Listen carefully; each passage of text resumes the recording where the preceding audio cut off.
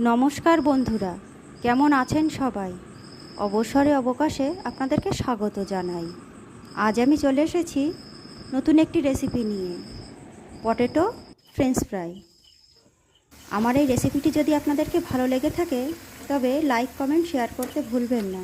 আর আমার চ্যানেলে যারা নতুন তারা অবশ্যই কিন্তু সাবস্ক্রাইব করবেন।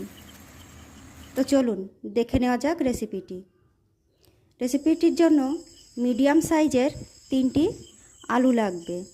আলুগুলিকে অল্প জল গরম করেই তার মধ্যে ডুবিয়ে দিতে হবে, আর সেই জলের মধ্যে হাফ চামচ মতো লবণ দিয়ে 30 মিনিটের জন্য ঢেকে দিতে হবে। 30 মিনিট পরে আলুগুলিকে এইভাবে কেটে নেব। আলুগুলি কেটে ভালোভাবে ধুয়ে নিতে হবে 3 থেকে 4 বার, জল পাল্টে ধুয়ে জলটিকে ভালোভাবে আলুর গা থেকে ঝরিয়ে নিতে হবে। জল ঝরে গেলে একটা পাত্রের মধ্যে ঢেলে দেব। পাত্রের মধ্যে দিয়ে এর মধ্যে এবার একে একে আমি কিছু মশলা অ্যাড করব। স্বাদ মতো লবণ, হলুদ গুঁড়ো, গরম মশলা গুঁড়ো, ধনে ও জিরে গুঁড়ো, আর 7 থেকে 8 ফোঁটা লেবুর রস, আর দেব 1 চা চামচের মতো লাল লঙ্কার গুঁড়ো,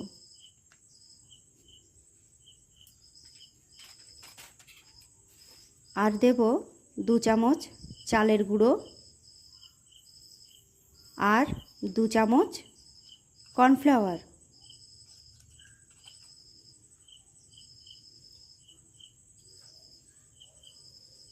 আর দেব কারি পাতা কুচি। কারি পাতাগুলোকে কিন্তু খুব ছোট ছোট মিহি করে কুচি করে নিতে হবে। এর মধ্যে আমি ওই 8টা-10টা কারি পাতাই দিয়েছি। এবার এগুলোকে ভালোভাবে মিশিয়ে নিতে হবে। মেশানোর পরে এই রকম হবে। ওদিকে কড়াইতে তেল গরম করতে বসিয়ে দেব। তেলটি কিন্তু সাদা তেল। তেল গরম হয়ে গেলেই তেলের মধ্যে একে একে এইভাবে ছেড়ে দিতে হবে। তেলটি কিন্তু বেশি হিট করা চলবে না।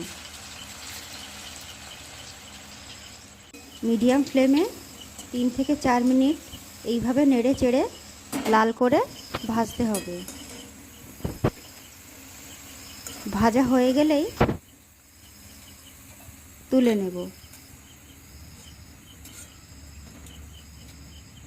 ঠিক ওই একইভাবে আবারও ওই তেলের মধ্যে এইভাবে আলুগুলো ছেড়ে দেব। ওই একইভাবেই এগুলোকে নেড়ে চেড়ে লাল লাল করে ভেজে নেব।